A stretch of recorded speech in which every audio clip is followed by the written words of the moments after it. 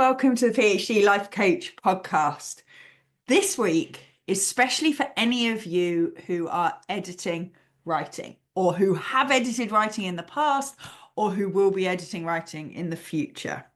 Because there's something about editing. We often think that when we've got that first draft down, it's going to be easier. At least we're not generating new stuff from nowhere, right? But then we sit down to do it. And it's so hard because you're trying to focus on what you need to do, but you're not really clear what you need to do. You know, it's not good, but equally, you don't really know how to fix it either. And the whole time, I don't know about you, but certainly often for me and my clients, running through the back of your head is this narrative that you should have done a better first draft, that it's never going to be good enough, you don't know what you're doing, all of that kind of self-criticism. Now, we talk about writing a lot on this podcast, and there's going to be various episodes that I'm going to ping you off into.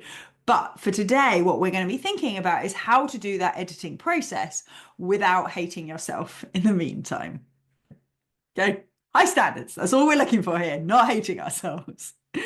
So, what do I mean by editing? I'm meaning anything that comes between a first full draft and a completed manuscript. So this might be your initial run through of it.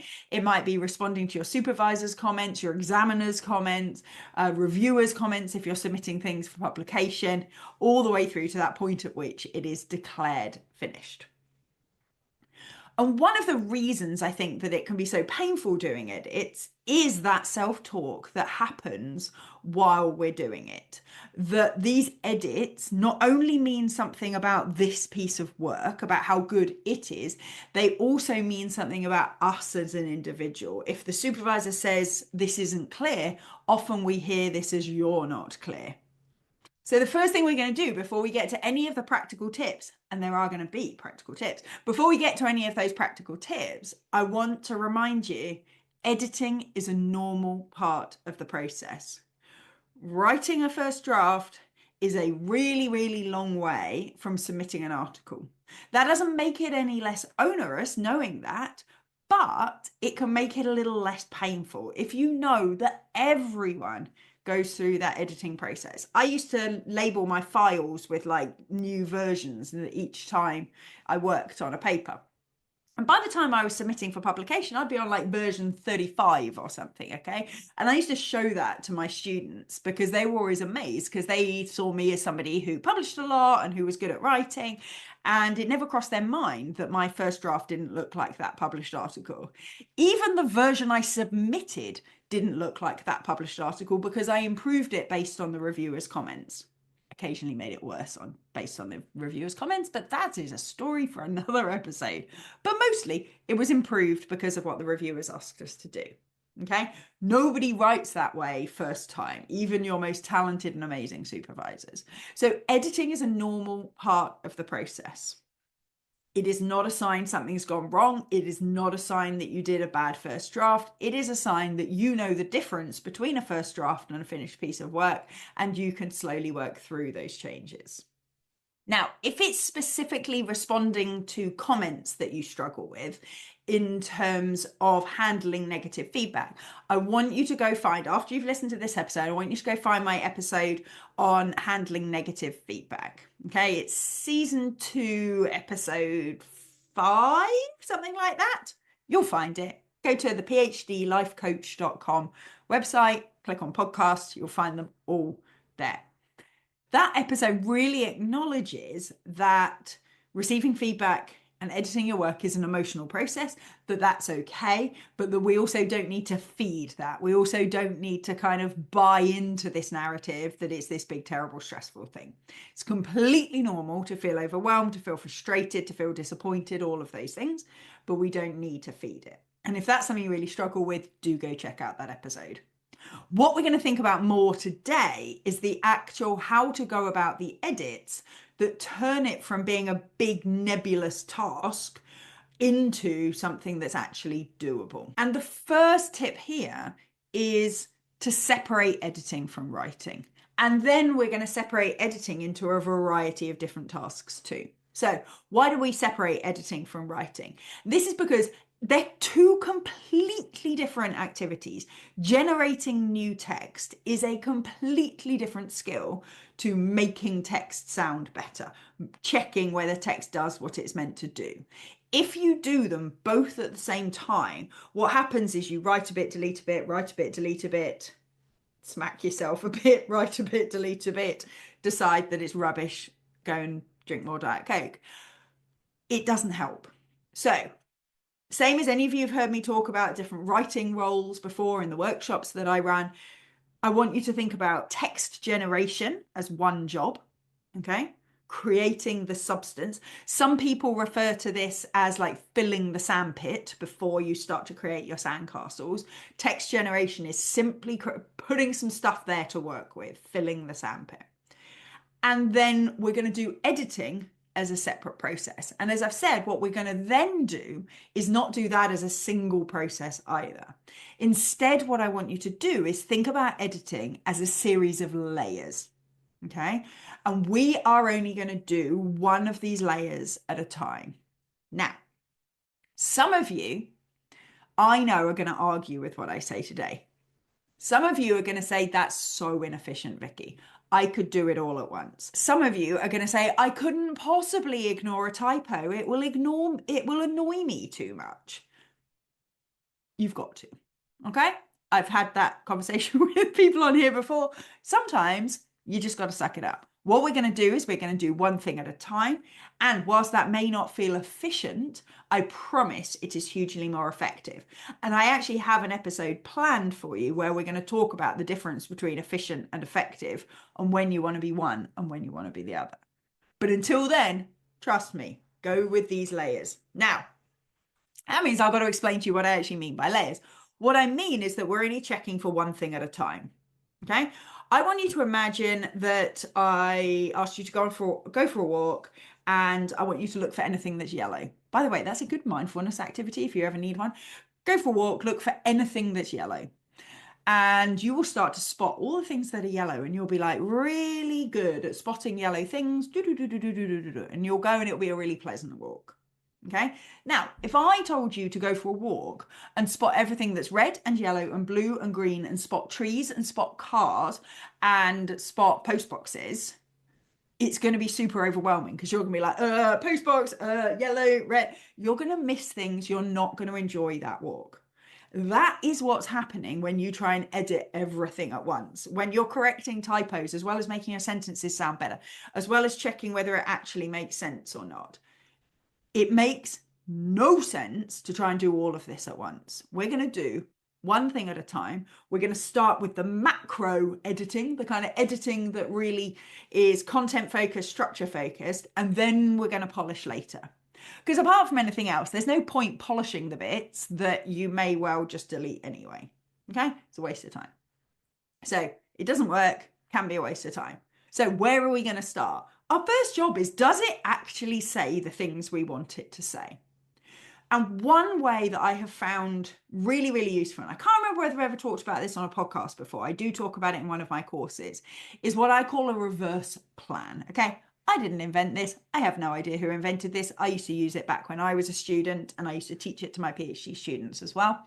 What you do is you get your manuscript, your whole manuscript, and you look at it one paragraph at a time and you say, what does this paragraph say? And you summarize it in one sentence. What did this paragraph say? Summarize it in one sentence. And you do that in turn for each paragraph in your writing. Now, this is going to tell you a number of things. First thing is that easy? Because it should be if it's right. So if this is a well-structured, well-written piece of work, which it won't be from your first draft, clue, but if it was, then it would be really easy to say this paragraph says this paragraph says that. You just whiz through it. If you find yourself going, I have no idea what that paragraph says, or that paragraph says about 4 things, or whatever, happy days, we've realized, okay? So, but you try. So the first thing it tells you is how easy is that? And you make a note where that paragraph kind of says too many things, that paragraph didn't really make a point, that paragraph kind of said the same as the previous one. And then we get to look at that plan, right? That list of things you've got, those list of sentences. So now instead of trying to manage a 15,000 word manuscript, we're now trying to manage, 40 sentences or whatever it is. And that's when we get to say, well, hang on a minute, that one and that one are exactly the same as each other. That one and that one, why do I talk about that up there and that down there? That makes no sense. You can even compare your reverse plan back to the original plan. Does it even look like what you thought it was going to? Because sometimes we have a plan and then we deviate from it, which isn't a problem, by the way, but sometimes it can be. Sometimes if we've deviated and now we like this new version, happy days. But if we deviated and we're like, oops, I didn't even cover that section anymore, I forgot I didn't do that. So you take it back to that plan by doing that reverse planning process. And that's where we look at the really broad stroke stuff. Does it say what we thought it was going to say? Is it roughly in the right order? Does each paragraph represent a specific point? Okay. So we're checking we got the right pieces before we get any further into anything else. Now, when you are reading these paragraphs, do not decide to make a sentence sound more elegant. Do not correct typos. Do not, if you notice that you've got the same word 6 times in a paragraph, I don't care. It doesn't matter. Our only job is to turn that manuscript into a reverse plan, to compare that reverse plan to our original plan, and to look and see whether things are roughly in the right orders. Okay? Does our paragraph structure roughly make sense? And that's quite, I say that's our only job. That's quite a big job, okay? Especially if it's on a pretty rough first draft. Fully expect at this point to be talking about wanting to merge paragraphs, talking about wanting to shift things around, delete entire sections, all that stuff, completely normal. And that's why we're not going to polish anything until after this bit's done. Okay. This can be a point that's useful to have chats with your supervisors, kind of going, you know, I'm thinking I might need to leave this bit out or split that into 2 sections, that kind of big structural decisions you might want to discuss perhaps, but expect a bunch to change here. Then once you've made those decisions, you go back in and roughly action those in your document, okay? Those of you watching on YouTube, you can see me kind of flapping my hands around, which those of you on the podcast are not getting the full joy of. But imagine me moving things with my hands in the air. So you're going back into your original document and going, oh, I said I should move that paragraph there. Okay, let's do it. Boom. Okay, and you move them around, you put them in place. We're not worrying whether the transitions work perfectly anymore. We're not worrying about whether we introduce our definitions in the right places or not anymore. We're not worrying about any of that stuff. We're just dumping stuff roughly in the right places. This is the equivalent of, if any of you have moved house, this is the equivalent of roughly getting the right boxes in the right rooms. Okay? You don't bring a box in the front door and start opening it up and going, oh, here's a toilet brush that needs to go in there. Here's a whatever that needs to go in there. I don't know why toilet brush was the first thing that came to my head, but go with it. You roughly dump boxes in roughly the rooms they need to be in. Okay, that's what we're doing here. We are roughly checking that the boxes are roughly where they need to be. Now, I mentioned that we don't need to look at transitions. Once you've done that, now we're going to start looking at transitions. And the first 2 transition points we want to look at is the start and the end.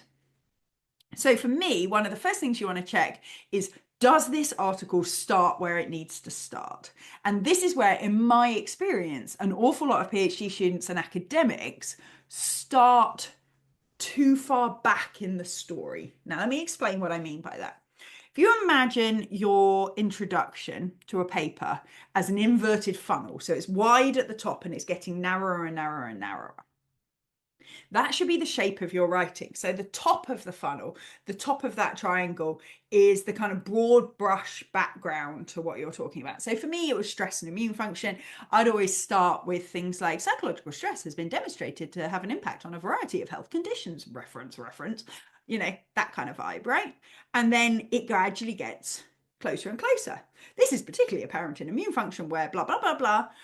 The impact of stress on the impact of psychological stress on vaccination response has been particularly explored in which blah, blah, blah, blah, right? It gets gradually more and more specific. I was talking stress and health, then I was talking stress and immune, now I'm talking stress and vaccinations, okay? It gets more and more narrow. I want you to translate that out into your own topics.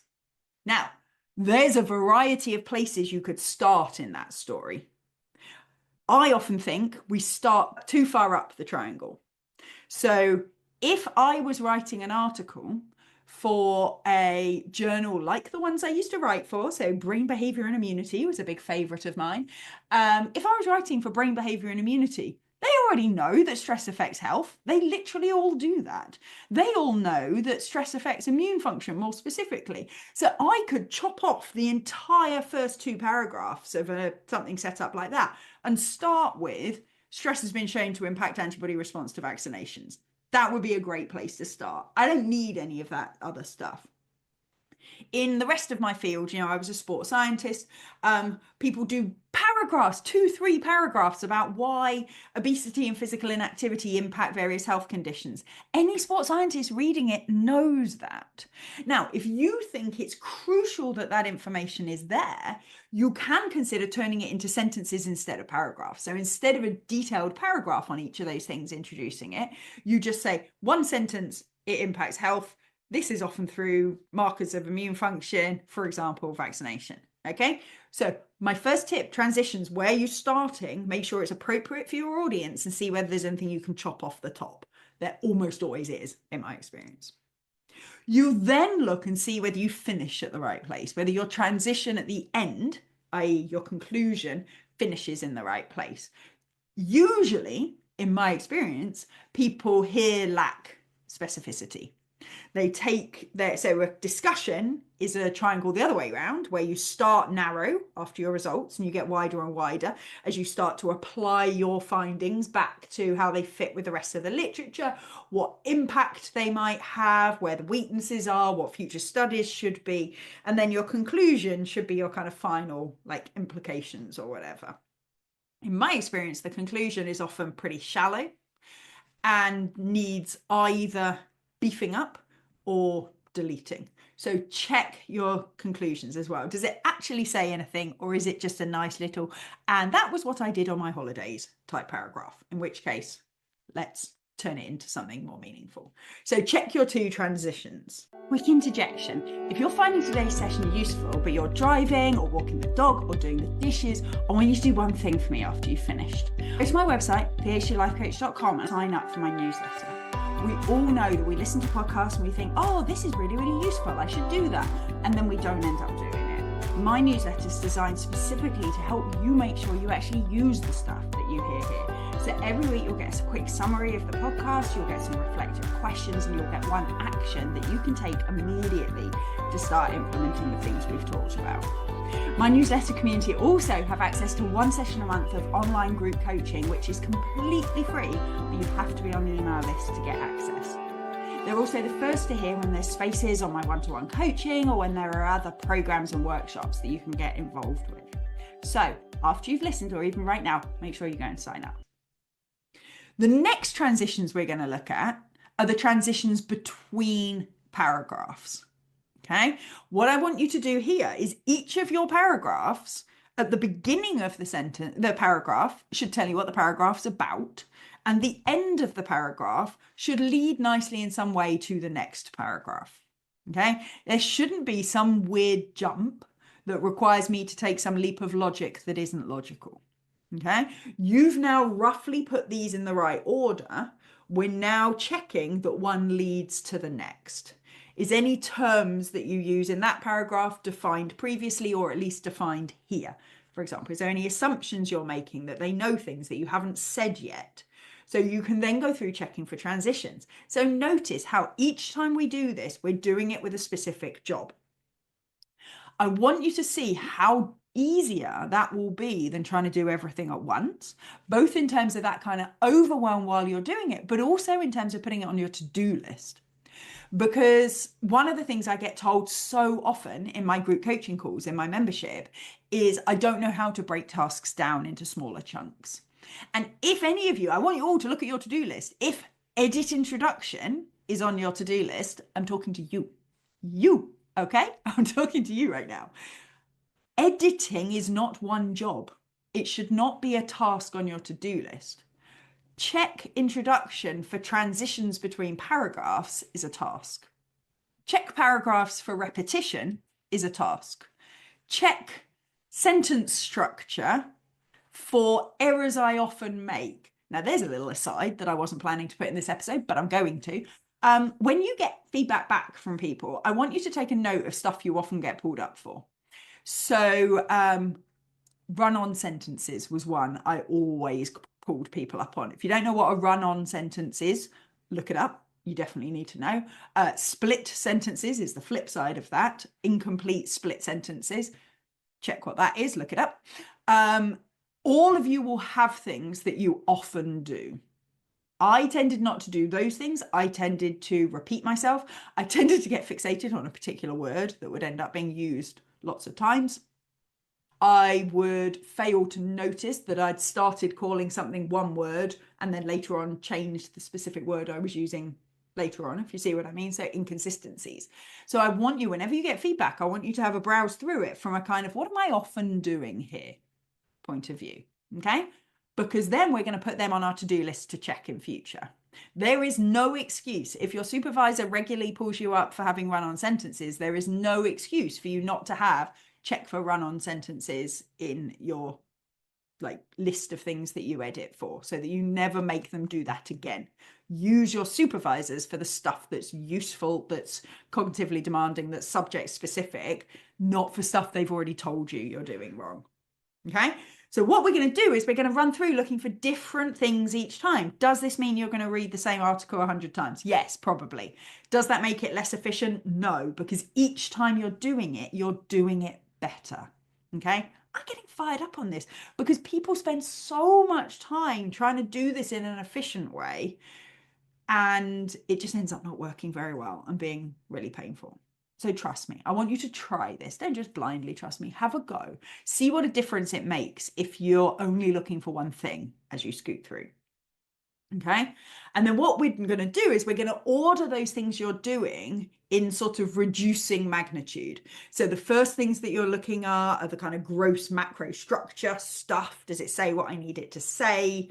That kind of stuff. Then you're going to get into the kind of what order, does it sound nice-ish kind of stuff. And then you're going to get into the, is it grammatically correct? Are my references in the right place? Are my punctuation good? All that stuff later. Okay, so you're kind of working your way through this list. Any of you are like, oh, but I should probably correct things as I go. No, you'll find them later. If you saw them this time, you'll find them later.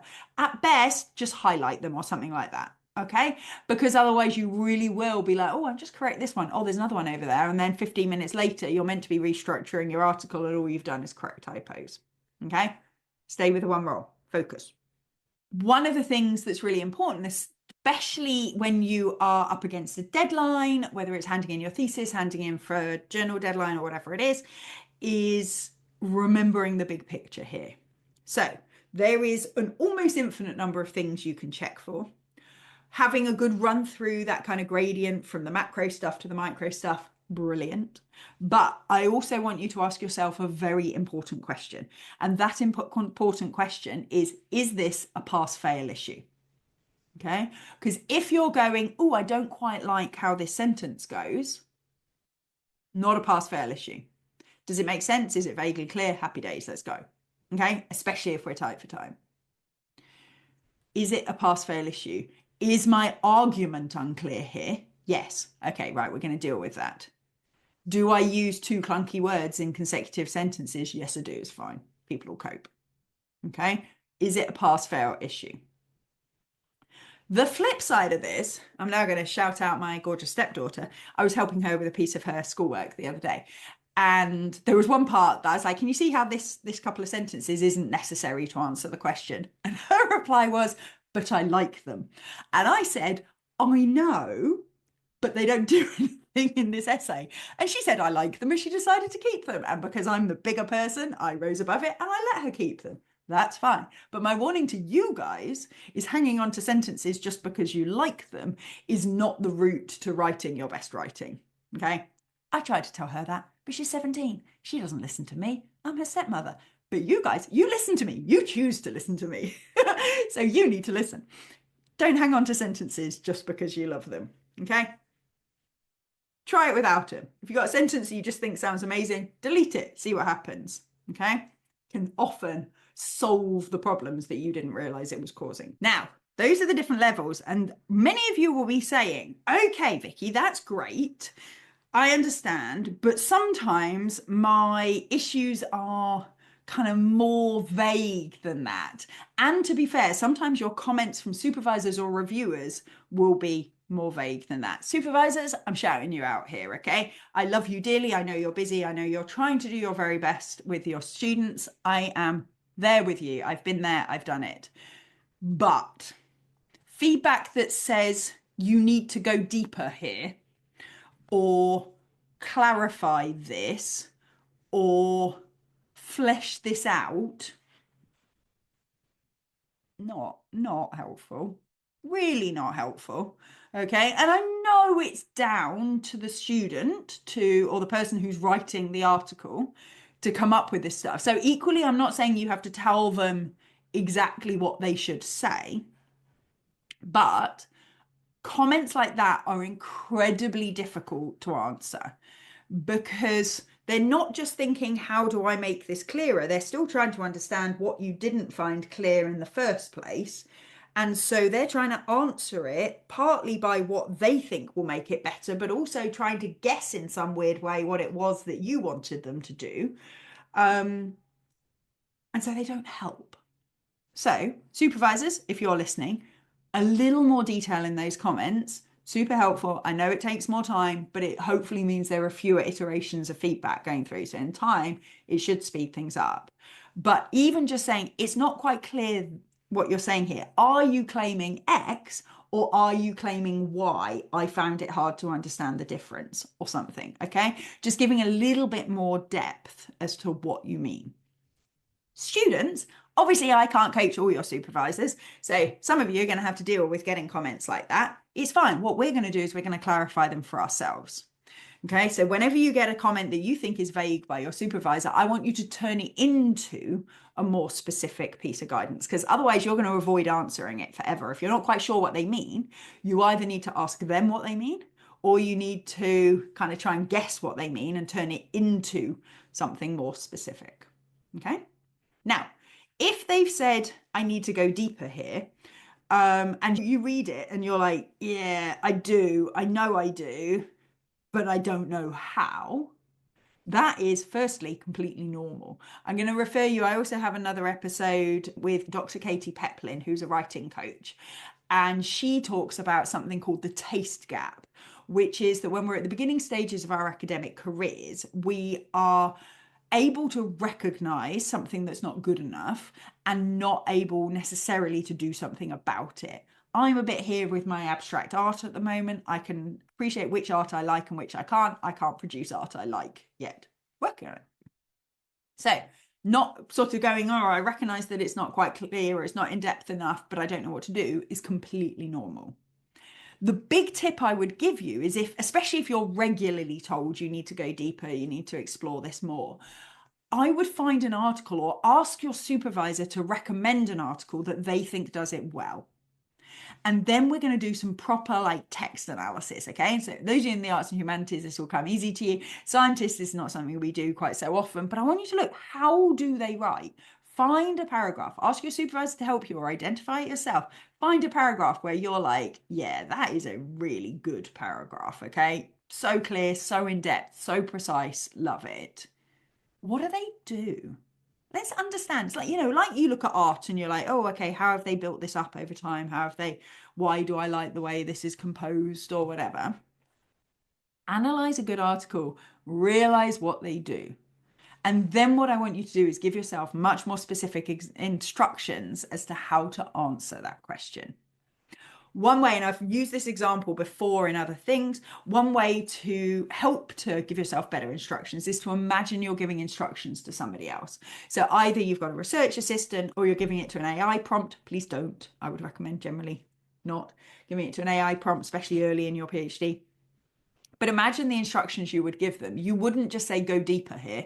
Who knows what they'd do? It'd be chaos. You'd give them much more detailed instructions, right? I want you to do that. Find 3 more pieces of evidence that back up this point. Find a counter argument to this and present it. Get way more specific about what that actually means. And then you're creating yourself tasks that you can actually do. If there are comments that you are regularly skipping past, it's usually because you haven't defined what they mean. all the way through this, there's some really practical tips that you can use to edit your work. And all the way through this, our other job is our own emotional regulation. Okay. Editing work is laborious, which means it takes cognitive energy. It's easy to interpret as a critique of ourselves, which means it takes emotional energy.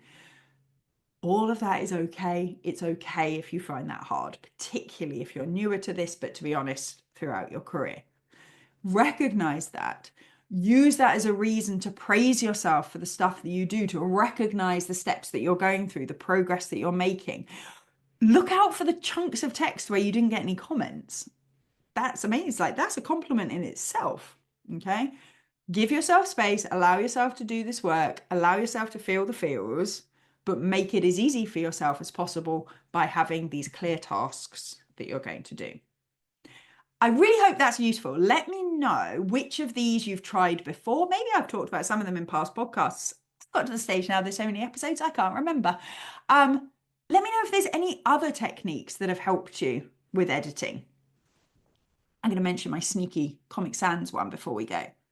If you're just finding this all a bit stressful and it all feels a bit too important, a bit too meaningful, and you can't deal with it, turn everything into pink Comic Sans. One of my clients came up with this. Love it. Turn everything into pink Comic Sans. There's only so upset you can get about a thing that's written in pink Comic Sans. Can't take it seriously. Okay? So use color. Use color if that helps you. If you found that useful, do make sure you're on my newsletter, jump onto the website to find it, and let me know what you've tried out, any issues you've had, or suggestions you've got for other ways of editing your work. Now, I am building up to do a client Q&A episode soon, so if you have a specific topic that I haven't talked about on the podcast before, a question that you have, please do submit it. You can either submit it through my website on the email address, or on your podcast thing, there should be a send Vicky a question button. If you use that one, make sure you tell me your name, because otherwise I will never know who you are. It comes through anonymously, and I will make sure that I answer your questions in a future episode. Thank you so much for listening, and I will see you next week. Thank you for listening to the PhD Life Coach podcast. If you like this episode, please tell your friends, your colleagues, and your universities. I'd appreciate it if you took the time to leave a review, give me stars, stickers, and all that general approval as well. If you'd like to find out more about working with me, either for yourself or for people at your university, please check out my website at thephdlifecoach.com. You can also sign up to hear more about my free group coaching sessions for PhD students and academics. See you next time.